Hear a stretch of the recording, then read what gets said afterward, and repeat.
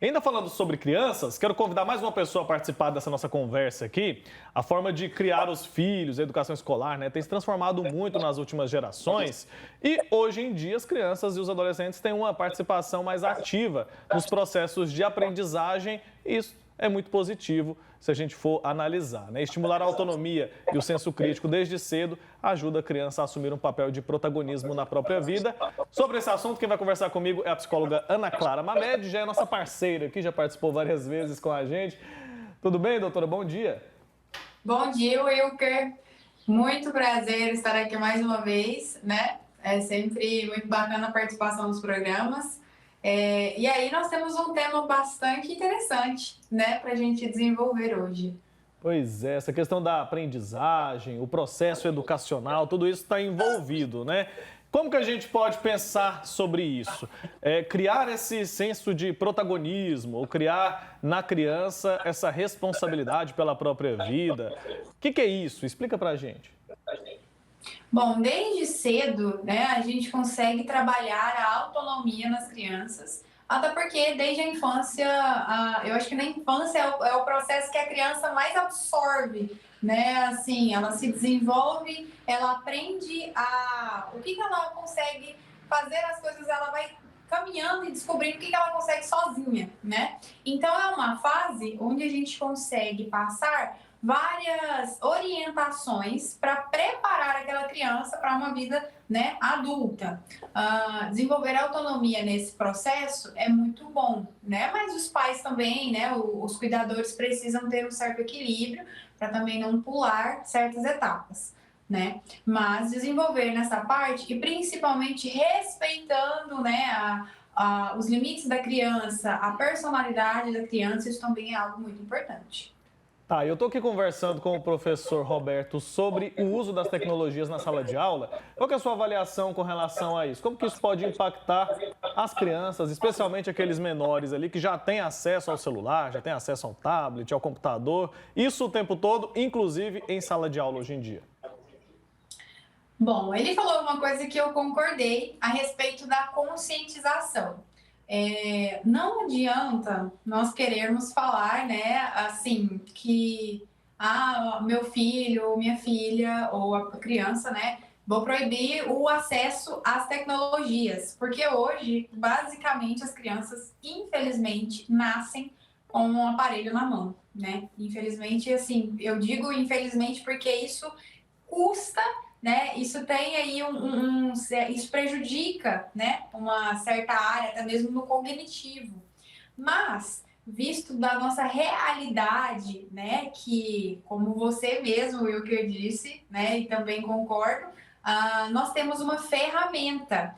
E essa ferramenta, a tecnologia, ela vem para nos ajudar. Mas também tem o viés que ela, se não usada com ponderação, né, se não usada aí com moderação, ela pode também atrapalhar. Então eu acredito que a solução não é proibir, né, assim, de uma forma de restrição. A solução é realmente a conscientização daquele uso, que forma que eu posso utilizar que seja benéfica e não que prejudique. Tá certo. E como que faz isso, hein, professor? O senhor que está na sala de aula todos os dias, dá para fazer essa moderação aí? É tranquilo ou é desafiador? Tranquilo não é, né, Wilker? Bom dia, né, Ana Clara, também concorda aí quando ela usou uma palavra muito chave, né, acho que tanto para a educação quanto para a psicologia, que é exatamente a autonomia. Então, construir esse processo de autonomia, Wilker, não é fácil, é um desafio enorme. Eu digo, é difícil não só em sala de aula você ter esse controle em relação ao uso do celular ou ao bom uso do celular, é desafiador, não é fácil, não adianta a gente falar que é uma tarefa fácil, assim como também aí a gente parte não só para a educação formal, mas a educação informal. Em casa também não é fácil. Para os pais que estão ali acompanhando os filhos no dia a dia, é sempre um desafio, é difícil, é um desafio e é complicado você construir esse processo de autonomia. né? Kant, na filosofia kantiana, ele vai trabalhar exatamente essa questão da autonomia do indivíduo e qualquer processo de construção da autonomia é sempre um desafio. E quando nós pensamos nessa autonomia relacionada com o uso da tecnologia no dia a dia, seja em sala de aula ou seja em casa, não é fácil. O caminho é acompanhar mesmo, né? O caminho é acompanhar mesmo, se for para falar assim de uma forma prática, é o acompanhamento, análise de resultados, análise do desenvolvimento de cada aluno, de cada estudante e a observação em relação a comparar o uso com aquilo que é produzido dentro de sala de aula. Como que isso está interferindo, né, no resultado dessa criança ali na escola e também na capacidade de comunicação. Eu quero saber, Ana Clara, como que o uso dessas tecnologias em excesso, a gente sabe que tudo é em excesso, como que isso pode interferir de alguma forma na capacidade da criança se relacionar, se comunicar com outras pessoas? Bom, eu acredito que isso não seja novidade, porque hoje em dia isso é uma pauta que tem sido bastante falada, né? Mas eu já trago um contexto do adulto.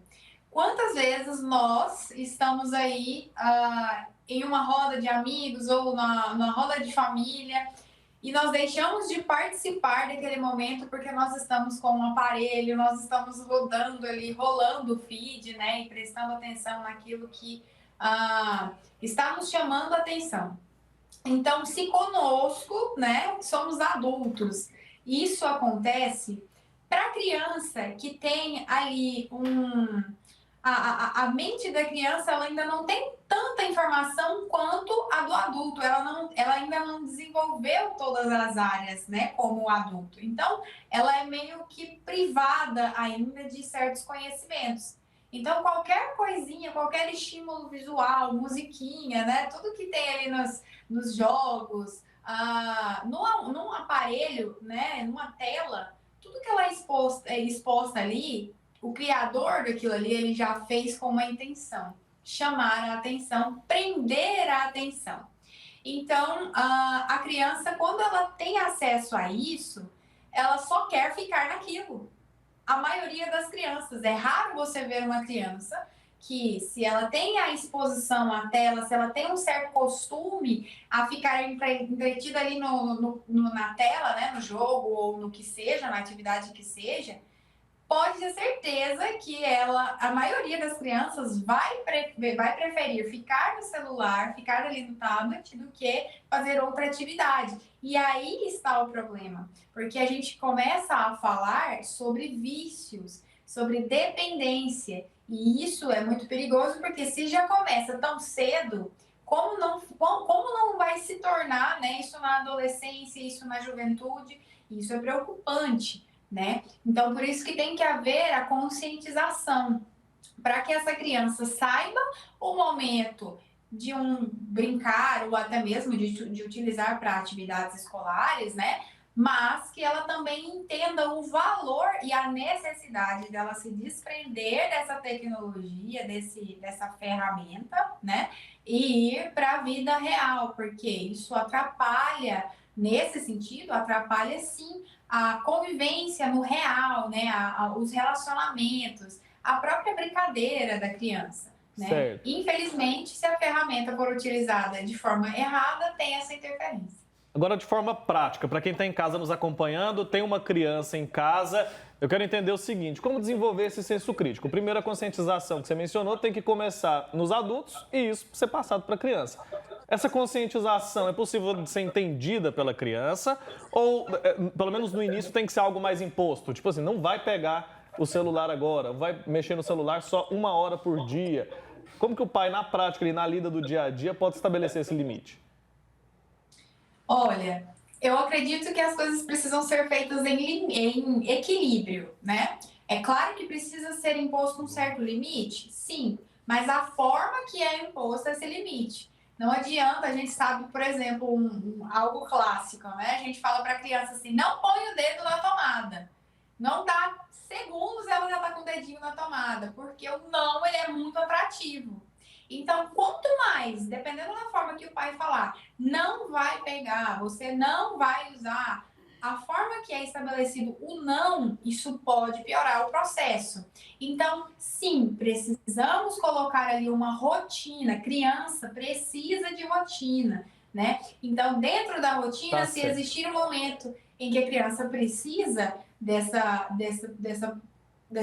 programação, o pai precisa ter o equilíbrio e a sabedoria em estabelecer o limite, mas também com diálogo. Tá certo, doutora. Muito obrigado, viu, mais uma vez, pelo seu tempo aqui com a gente, por compartilhar conhecimento aqui, nos ajudar a pensar sobre esse assunto tão importante, né? Sei que os pais, os avós que estão em casa nos acompanhando, muitas vezes se sentem perdidos com relação a esse tema. Obrigado, até a próxima, viu? Sempre bom falar com você. Obrigada, até a próxima. Até.